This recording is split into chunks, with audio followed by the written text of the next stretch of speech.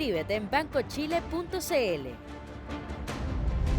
Presentamos Tele 13 Noche.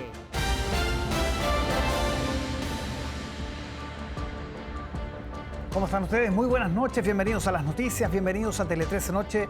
Vamos a comenzar lamentablemente con información policial de las últimas horas que tiene que ver con una colisión, con un accidente que dejó 2 víctimas fatales en la comuna de San Bernardo. Jorge Turrieta, como siempre, ha estado reporteando y nos cuenta todos los detalles hasta ahora. Jorge, buenas noches.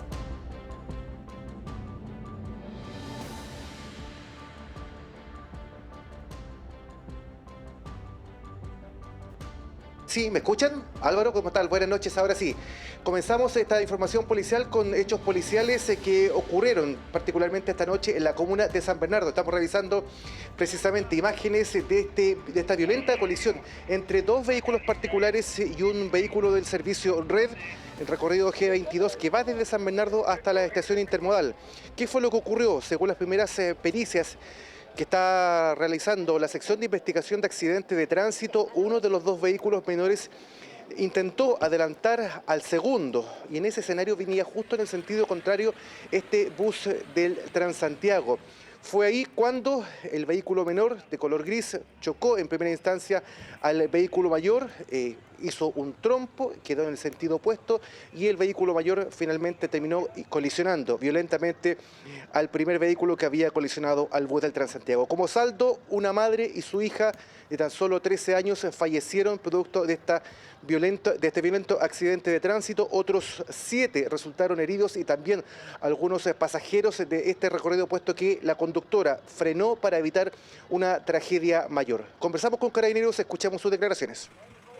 Un vehículo que lo hacía de norte a sur, al efectuar una maniobra de adelantamiento, impacta a una micro Transantiago, donde se produce el fallecimiento lamentable de la conductora y su hija menor de edad. Hay un tercer vehículo, que es el vehículo que adelanta este móvil, que también fue impactado, el cual se mantiene en estos momentos con lesiones al parecer de carácter leve y se encuentra consciente. Él fue trasladado a un centro asistencial. ¿Qué ocurre con el bus? ¿Iba con pasajeros? ¿Se sabe qué información se maneja? Bueno, el bus mantenía su recorrido normal, iba con pasajeros, los cuales fueron atendidos por personal de bomberos y SAMU. Claro, hasta altas horas de esta noche estuvo cerrada la intersección de Ochagavía con las Acacias, límite entre la comuna de San Bernardo y el Bosque, para las pericias de rigor, investigar cuáles son las reales causas, la dinámica de este accidente de tránsito, pero como te digo, dejó como saldo 12 personas fallecidas. Cambiamos de tema, nos trasladamos a la comuna vecina, en la comuna de Puente Alto, y presten mucha atención a estas imágenes de una cámara de seguridad de este hecho que ocurrió en horas de esta mañana. Pasada las 10 de la mañana, esto es en el Liceo Alicante, un liceo muy conocido en la comuna de Puente Alto, puesto que ese liceo es sede de votaciones. Ahí, afuera del Liceo Alicante, 2 estudiantes fueron víctimas de un violento asalto. Llegaron 2 delincuentes a intimidar a estos 2 estudiantes. Uno de ellos huyó, como se aprecia en las imágenes, y el segundo recibe golpes de puños y patadas, y en ese forcejeo uno de los delincuentes efectuó un disparo para arrebatarles sus especies. Fue trasladado inmediatamente hasta el Hospital Sotero del Río, donde se encuentra fuera de riesgo vital, pero claramente queda al descubierto la violencia de estos delincuentes en horas de esta mañana afuera de este liceo. Pasemos a revisar una gráfica donde el mismo liceo en un comunicado dice que respecto a los estudiantes, uno de ellos fue herido de bala en una pierna, trasladándola por sus medios hacia el Hospital Sotero del Río. Su apoderado nos comunica que está fuera de peligro y se encuentra bien. El otro estudiante ingresó al colegio y fue retirado por su apoderado. Lamentando profundamente lo sucedido, es parte de este comunicado del Colegio Alicante. Tenemos declaraciones de la policía, escuchémosla a continuación. Durante esta mañana ingresó al Hospital Sotero del Río un adolescente quien presentaba una lesión por un impacto balístico en su muslo derecho de carácter leve, que en momentos antes había sido víctima de un delito de robo con violencia, motivo por el cual Carabineros en forma inmediata colocó los antecedentes a disposición del Ministerio Público. Álvaro, parece que nadie se sabe de la delincuencia. En este caso fueron víctimas estos 2 estudiantes que estaban a pocos metros de ingresar a este liceo en la comuna de Puente Alto. Sí, es bien elocuente la imagen. Muchas gracias, Jorge, por toda la información. Nos vamos ahora a la convención donde el Pleno rechazó 2 de las propuestas de normas transitorias más polémicas. Claro, la que fijaba un quórum de 2/3 para que el actual Congreso haga los cambios a una nueva Carta Magna y la que fijaba el fin total del Senado en el año 2026. ¿Qué pasó? Lo vemos en la siguiente nota. Nuestra Constitución no va a ser perfecta. No podemos incurrir en el narcisismo constitucional. Es cierto que entre nosotros, probablemente yo también, hay varios narcisos, pero nuestra Constitución no puede arrastrar ese vicio. Intenso debate en torno a una de las más controvertidas propuestas de medidas transitorias. El actual Congreso tendría que reunir 2/3 de sus miembros si quiere hacer cambios a una nueva Carta Magna. Para varios una cláusula candado, pues ninguna fuerza política puede asegurar hoy esa cantidad de escaños. Tras numerosas críticas de parlamentarios desde el PS y Frente Amplio le quitaron respaldo a la normativa. No es posible pensar ni siquiera durante el periodo de transición en una constitución que no se pueda modificar, eso no corresponde. Se introduzca en armonización un quórum de reforma constitucional, de modo que quede la reforma constitucional en sus reglas permanentes, con un quórum de 4/7 de los integrantes, y cuando se trate de reformas sustanciales a algunos aspectos, se requerirá adicionalmente un plebiscito o 2/3. No fue la única norma que deberá volver a discutirse en comisión. El Pleno también rechazó el fin del Senado el 2026, lo que habría dejado a 27 integrantes de la Cámara Alta con solo la mitad de su periodo. La exlista del Pueblo y los escaños reservados piden que los actuales senadores no puedan postularse a una de las nuevas cámaras. No es porque estemos en contra que se elimine el Senado. Van a ver los mismos personajes con traje y corbata nueva. No vaya a ser que las negociaciones también estén ocurriendo para que no puedan los actuales parlamentarios ser candidatos a las próximas elecciones y sí lo puedan hacer quienes son hoy día constituyentes. Ambas votaciones estuvieron cruzadas por las críticas de la UDI y republicanos, quienes optaron por marginarse de la votación acusando irregularidades. Como creemos que el informe, como ha sido presentado, es antirreglamentario y tiene elementos de ilegalidad e inconstitucionalidad, nosotros no vamos a votar ninguna de las normas. Tanto el quórum para reformas constitucionales como el fin del Senado deberán ser nuevamente discutidos en comisión para enfrentar en las próximas semanas el Pleno por última vez. Conversamos esta noche con Fernando Atria, convencional del Frente Amplio. Fernando, gracias por estar con nosotros esta noche. Hola, buenas noches, Álvaro, un gusto. ¿Qué pasó con los 2/3? Dio vuelta a su opinión, había sido partidario de aprobarlo, finalmente lo rechazó. ¿Qué pasó entre medio? No, yo desde el principio, lo que yo expliqué era que esa exigencia que se estaba discutiendo era una exigencia defendible, en el sentido de que no era comparable a los candados de la Constitución tramposa, ni los cerrojos a los cuales estamos acostumbrados, que era una solución a un problema transitorio de instituciones creadas por la nueva Constitución que no empezaban a regir, pero también dije que el problema fundamental era un problema que existe, que está en las normas permanentes de reforma constitucional y que si ese problema se soluciona en las normas permanentes, entonces un quórum especial de reforma constitucional no era necesario. No porque fuera ilegítimo, como todo esto que se ha estado diciendo un poco apresuradamente, creo yo. No es un quórum ilegítimo dadas las circunstancias. Pero no es la única solución al problema, y una solución alternativa, como yo lo dije, yo lo opinaba desde hace varios días ya, era que se enfrentara la cuestión a nivel de las normas permanentes. Y por lo que estamos viendo en la Comisión de Armonización, hay suficiente conciencia del problema, lo que a mí me lleva a pensar que se va a poder solucionar corrigiendo las normas permanentes. ¿Pero cuál fue el argumento que finalmente lo convenció para rechazarlo? Eso, la posibilidad de que se va efectivamente a poder enfrentar el problema de las normas permanentes.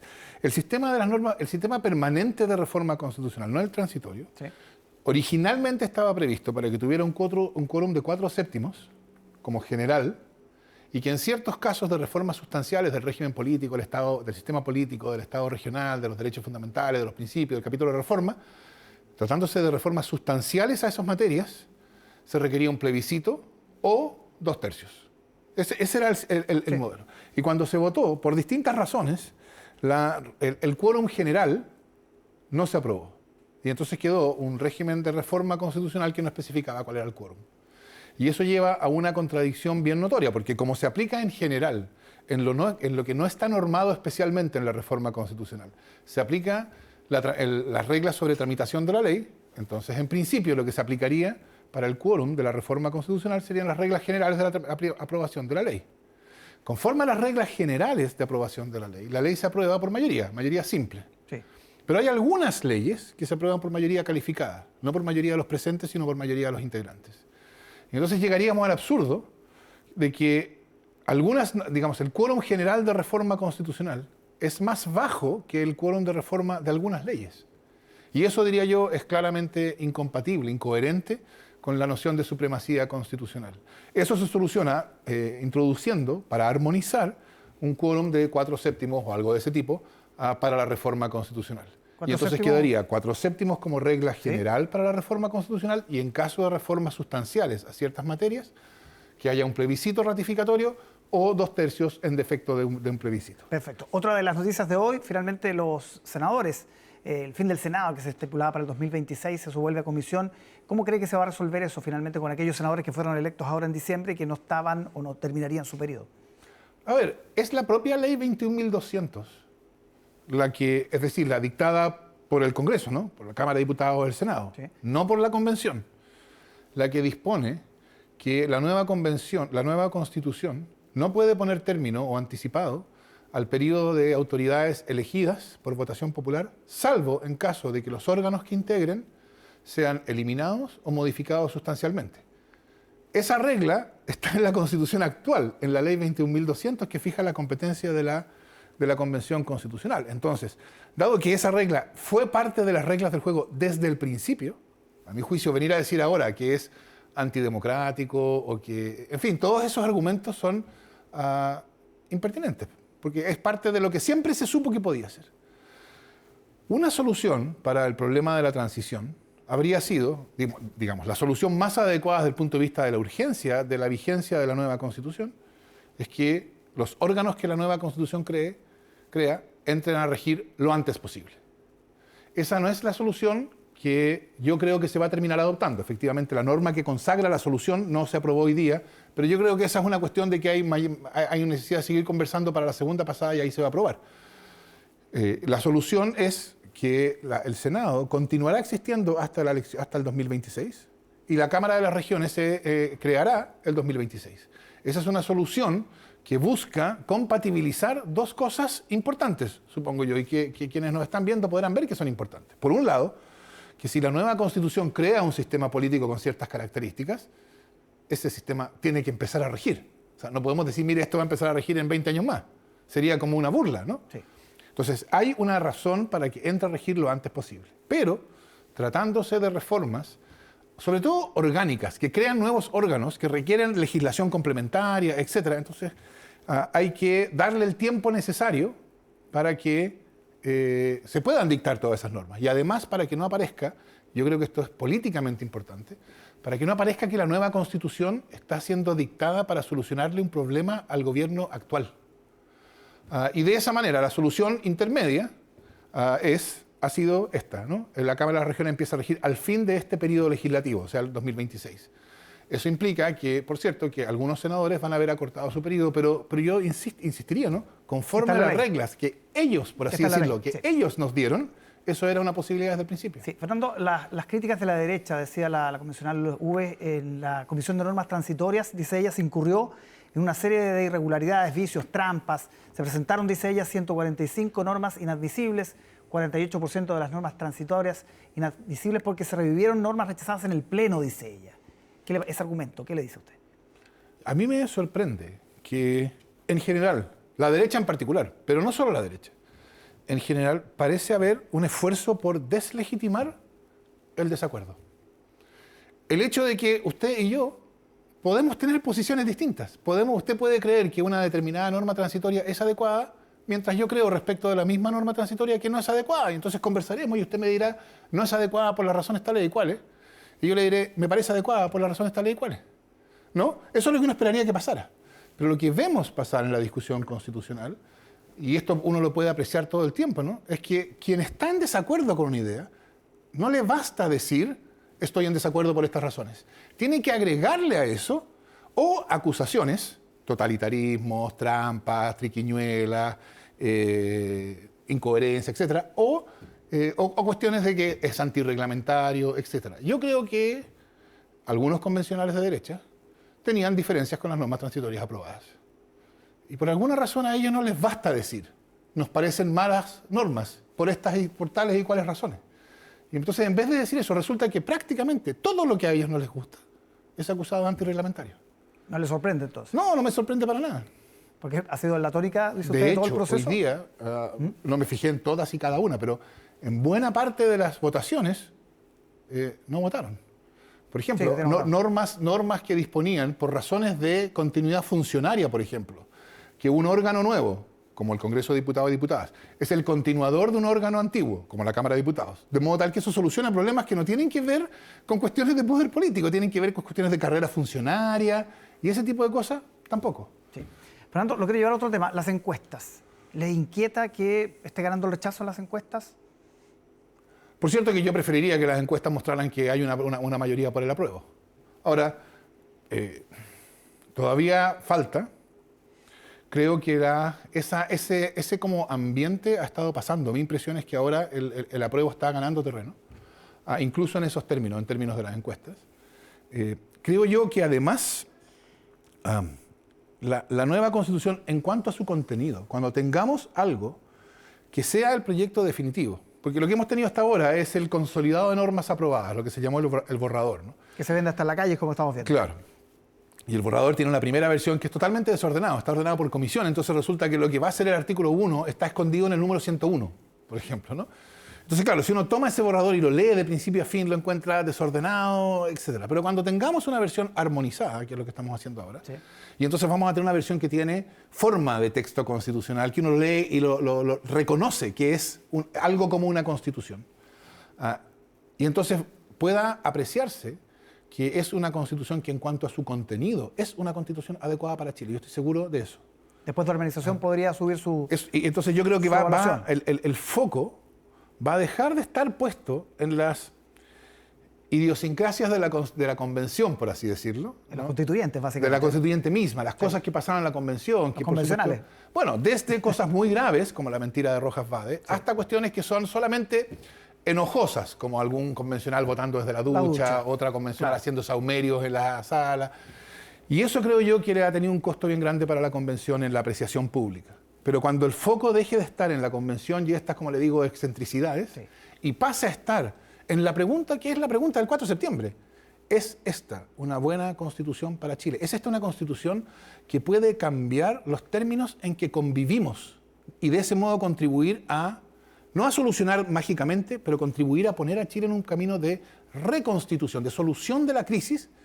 Yo creo que cuando pase eso va a ir crecientemente aumentando el apoyo. Fernando, lo último, ¿qué pasaría legal, constitucionalmente y políticamente también, se lo pregunto, si gana el rechazo?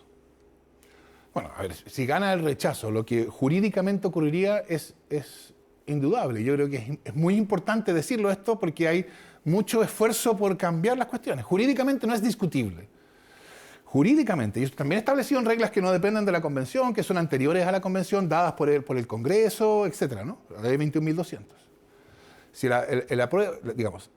Si gana el apruebo, se promulga la nueva Constitución y al promulgarse la nueva Constitución se deroga la antigua.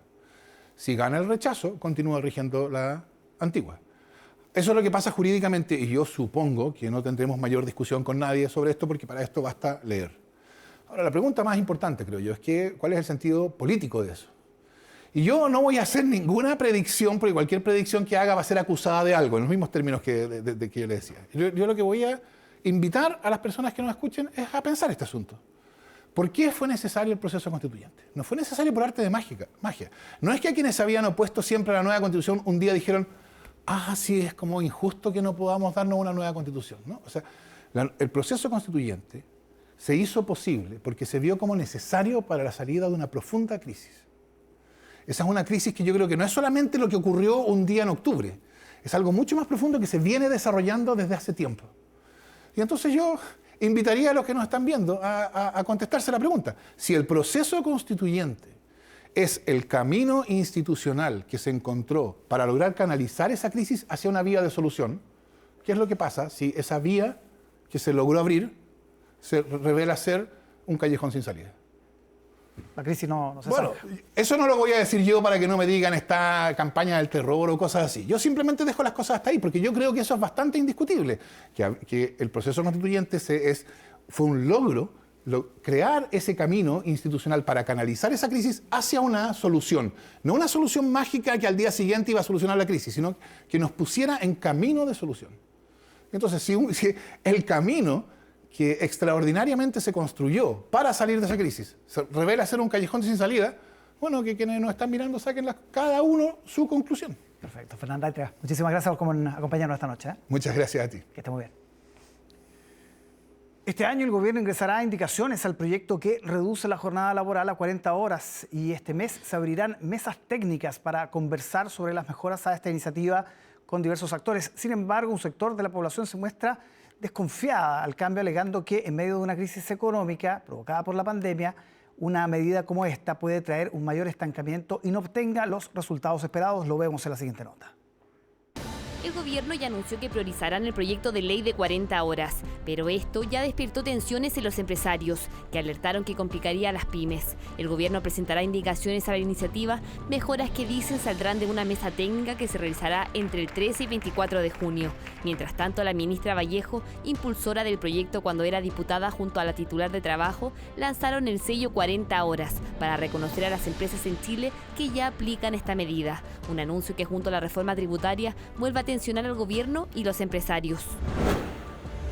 Los próximos 40 años deberá pasar tras las rejas el asesino confeso de la joven María Isabel Pavés. La justicia condenó a un ciudadano mexicano apodado La Bestia a la pena de presidio perpetuo calificado por el femicidio de su polola ocurrido el año 2020. Ante un escenario de arriendos cada vez más al alza, el presidente anunció en su cuenta pública este miércoles que aumentará las viviendas en arriendo a precio justo, un proyecto muy similar a lo que ocurre en Recoleta. La idea es estimular a que organismos públicos y privados sin fines de lucro construyan estas viviendas y el objetivo es disponer de unas 5.000 viviendas por año para arrendar bajo esta modalidad. Pero, ¿cómo funcionan actualmente? En el condominio Justicia Social de Recoleta, una vivienda con 3 dormitorios y un baño de 57 metros cuadrados cuesta alrededor de 114.000 pesos de arriendo al mes, un beneficio que reciben otras 38 familias. Por 3 jornadas se ha extendido ya la formalización de cargos por homicidio contra los 2 infantes de Marina imputados por la muerte del comunero Jordan Yempi. La Fiscalía presentó videos y otra serie de peritajes contra los uniformados y a quienes se les solicitó la prisión preventiva. Una invasión silenciosa, así describen los vecinos de Santiago lo que pasa en Paseo Puente. Hoy el comercio ambulante se ha desbordado a tal nivel que hasta el mínimo espacio es utilizado para vender desde ropa y comida o como improvisados salones de belleza. La situación se ha vuelto insostenible porque incluso desde el municipio se han visto sobrepasados por la violencia de los ambulantes. Aunque sigue en carpeta, el proyecto de un tren que uniría Santiago y Valparaíso podría reactivarse, luego que en su cuenta pública el presidente Gabriel Boric anunció que el gobierno está trabajando para hacer realidad esta mega obra. El alcalde del puerto, Jorge Sharp, declaró que en esta ocasión el anuncio es distinto, ya que se hace en la primera cuenta pública. De todas formas, el ministro de Transportes aclaró que recién al final de este gobierno 2026 podría darse inicio a la licitación del tren. Hoy representan casi el 20% de la población en Chile. Según la encuesta de la Asociación de Municipalidades de Chile, realizada en 215 comunas del país, la mayoría de los adultos mayores consultados siente que la sociedad los trata de manera regular o mal. Casi el 42% de los adultos mayores encuestados dice que el dinero con el que cuentan regularmente no les permite satisfacer sus necesidades. Entre sus prioridades están las mejoras en la atención de salud y las pensiones.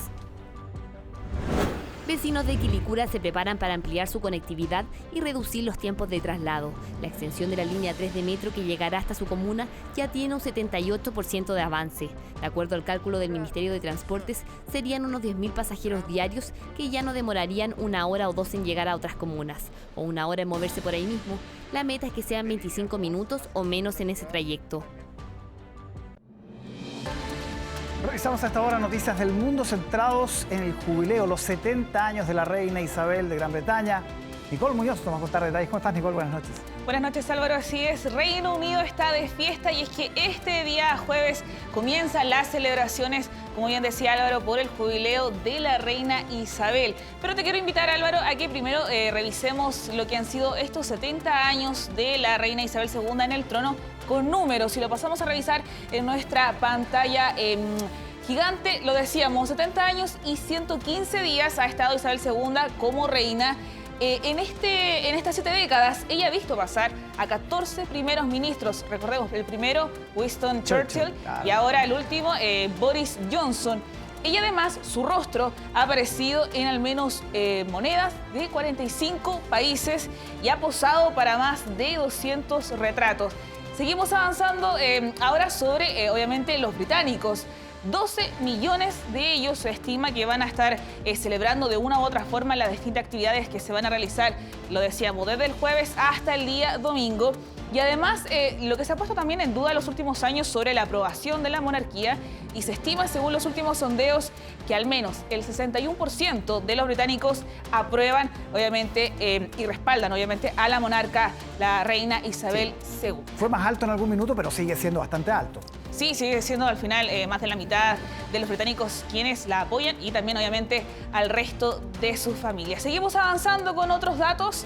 Ella ha visitado más de 100 países en estos 70 años, ha realizado más de 150 visitas a los países que son parte de la Commonwealth y también tomando en dato todo lo que ella ha viajado, un medio británico cree que eso correspondería a dar 42 veces vuelta el mundo en relación a todos los viajes que ella ha realizado en estos 70 años. Además, lo vemos ahí, ha participado en más de 21.000 actos oficiales y se ha reunido con 4 papas. Esto para que también tengamos, obviamente, en magnitud todo lo que ella ha vivido en estos, lo decíamos, 7 décadas. Sí, 100 países, entre ellos Chile, durante el gobierno de Frei Montalva. Sí, también se ha reunido obviamente con distintos mandatarios de nuestro país. Obviamente la celebración lo decíamos al comienzo y es también lo que destacamos con nuestra foto del día y ahí ustedes ya lo van a pasar a revisar, que es esto típico de cada año también, este saludo a la gente desde el balcón del Palacio de Buckingham. Y déjame decirte, Álvaro, quienes se robaron la película, obviamente además de la reina, son los hijos de Kate y también del príncipe William, y ahí vemos el principal protagonista de esta jornada, podríamos decir, Luis, que viene a ser el hijo menor de la pareja. El bisnieto. El bisnieto, exacto. El bisnieto viene. Está en la línea también de sucesión, recordemos. Además está en la línea, claro. Vamos a seguir avanzando, Álvaro, y vamos a cruzar ahora el Atlántico para hablar de otros temas, porque 5 personas resultaron heridas este jueves durante un tiroteo, esto en un cementerio en Wisconsin. El día de ayer tú también lo decías de este tiroteo que se produjo en Tulsa, que resultaron 5 personas fallecidas y obviamente recordar lo que sucedió la semana pasada en Uvalde, Texas. Y esto tiene relación con lo que pasó hace pocos instantes, digo, ya que el presidente Joe Biden se dirigió a la nación y en especial al Senado para rogarle de alguna forma acciones. Lo que él pidió esta noche es la prohibición de las armas de asalto, los cartuchos de gran capacidad y también lo que él pide, lo más necesario en estos momentos, es aumentar la edad para poder comprar armas en territorio estadounidense. De 18 pide él subirlo a 21 años. Él dijo esta noche cuántas matanzas más estamos dispuestos a aceptar y que viene obviamente en relación con esta violencia desenfrenada en Estados Unidos en relación a las armas. Sí, al menos las armas de asalto, que fue una victoria legislativa hace algunos años de la NRA, la poderosa Asociación del Rifle, al menos esa parte poder modificarla, porque sabemos que prohibir las armas o algo parecido es muy, muy complejo, no lo ha podido hacer con grandes mayorías demócratas. Y que está en la enmienda, además, en la Constitución estadounidense. Exactamente. Gracias, Nicole, por toda la información. Buenas noches. Buenas noches. Hacemos una pausa y ya regresamos con música. Hablamos de los 55 años del Sargento Pimienta. No se vayan.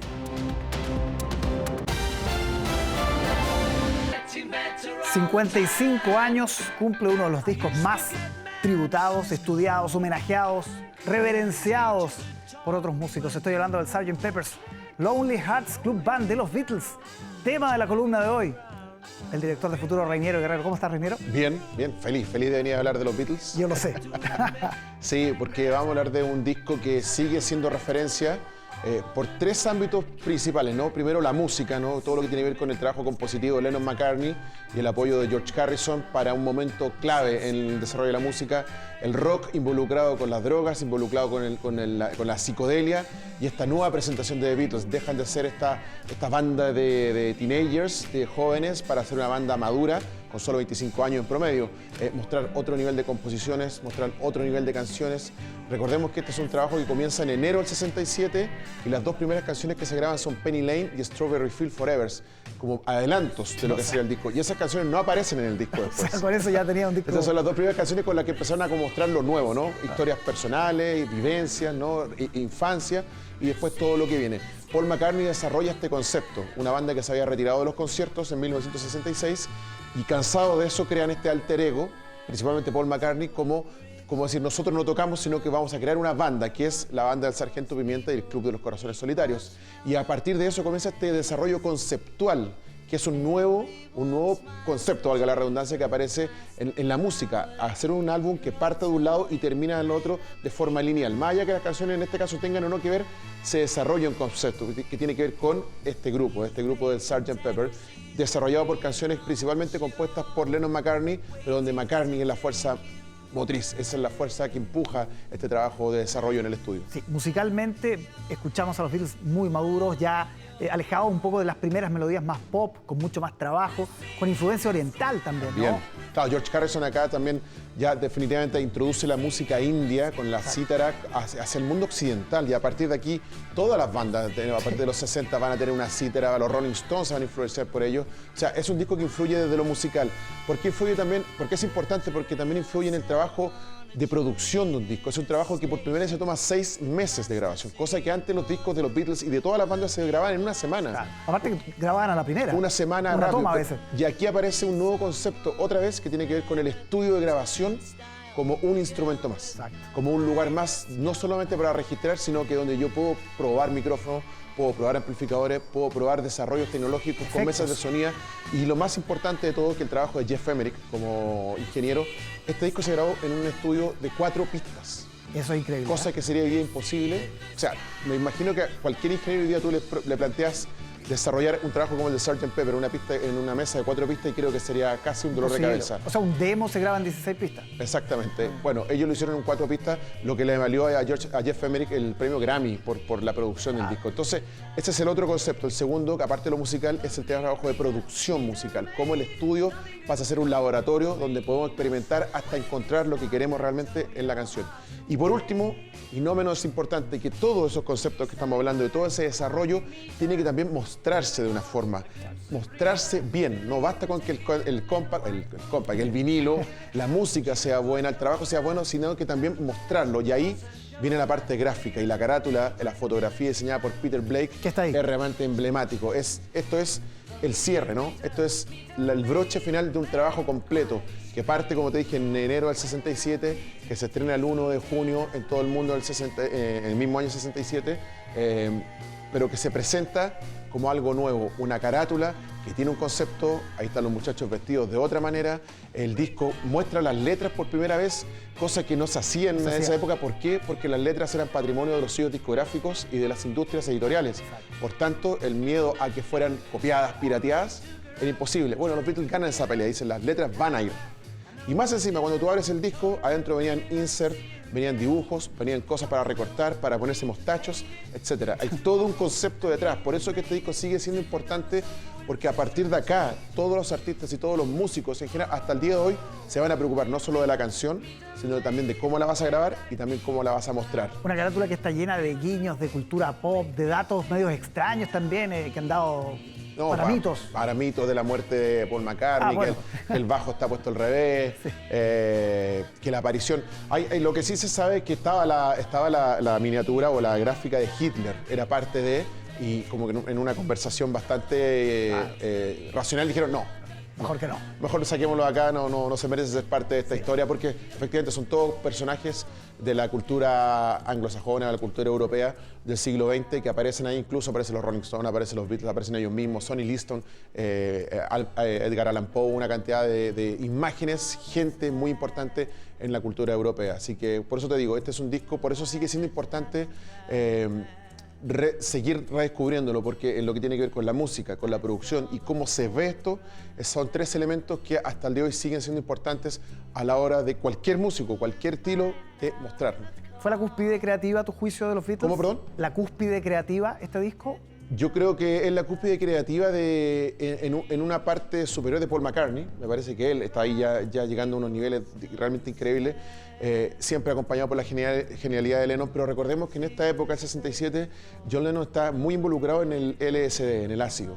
Por tanto, tiene una cosa mucho más pasiva y se deja llevar por McCartney, que es el que arrastra esta banda y el que arrastra este trabajo. Con Beatles hablar de puntos o cúspide es difícil porque su último trabajo discográfico, Abbey Road, es tan bueno, o casi superior, sí, entonces es difícil hablar de cúspide. Yo creo que todos sus discos tienen algún punto de calidad, que obviamente por eso los coloca dentro de los más grandes de la historia. Sin duda. Sin duda. Sgt. Pepper, 55 años de esta joya musical. Reñero Guerrero, muchas gracias. Nos reencontramos el próximo jueves. Próximo jueves, nos vemos. Que estés muy bien. Hacemos una pausa y ya regresamos con más Tele 13 Noche. No se vayan.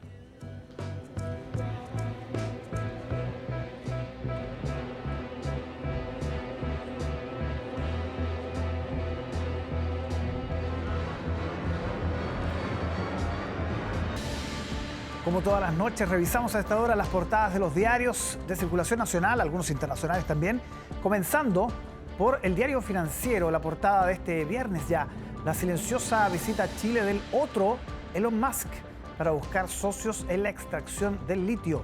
Además, acción de la matriz de Facebook se recupera tras salida de directora de operaciones. Hermanos Polman piden autorización para donar más de 20.000 millones de pesos a sus hijos. ¿Qué trae la tercera a propósito de lo que conversábamos con Fernando Atria esta noche? Normas transitorias. Convención mantiene dudas sobre fecha de término del Senado. Reina Isabel II celebró el aniversario 70 de su asunción al trono británico. Trabajos en la extensión de la línea 3 del metro alcanzan 70% de avance. Las últimas noticias. Carta astral causa miles de peticiones ante el registro civil. En solo un mes, casi 34.000 partidas de nacimiento se solicitaron por motivos astrológicos. Edificio narco, vecinos debían pedir permiso para entrar a sus departamentos. Y también la historia de la funa de Nicolás López fuera de la cárcel.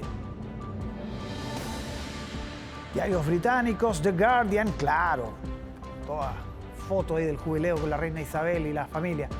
Suenan alarmas, dice también, por la insuficiencia del Servicio Nacional de Salud para cubrir la salud de las mujeres. Una real ocasión, el jubileo de platino comienza, pero la reina no podrá asistir al clásico servicio de la iglesia de St. Paul's. ¿Qué tal el diario El País de España? Escribá planea facilitar permisos de trabajo a miles de extranjeros. Fútbol, España cede un empate ante Portugal en la Liga de las Naciones. Guerra en Europa, día 100, cuidadores y espías de Chernobyl ocupado. Un reportaje a esa central nuclear. ¿Cómo va a estar Santiago este viernes? Lluvia de frentón. 5 y 11 las extremas. Veamos si se cumple el pronóstico y llueve sobre nuestra capital, que tanto lo necesita. Hay 6 grados hasta ahora en Santiago. Y de esta manera, siendo la 1 de la mañana con 38 minutos, llegamos al final. Muchísimas gracias por informarse con nosotros. Que tengan muy buenas noches.